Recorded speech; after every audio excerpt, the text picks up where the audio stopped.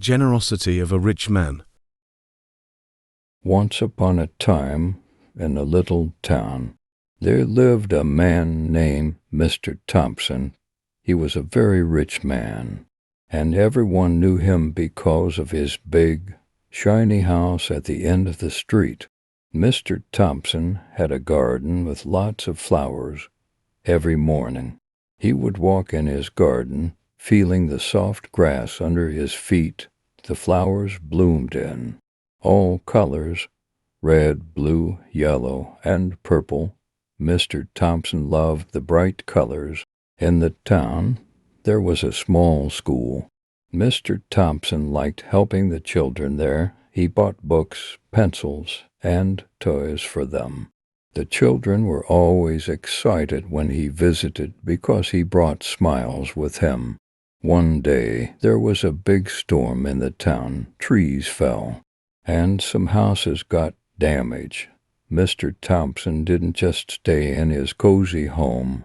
He went out to help people fix their houses. He gave them warm blankets and hot soup to make them feel better. Mr. Thompson also loved animals. He had a big yard where he kept birds, rabbits, and even a small pony.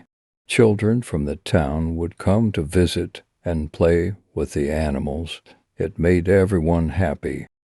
Despite having a lot of money, Mr. Thompson didn't act bossy or mean. He was kind to everyone. He often said, "Kindness is the richest treasure one can have."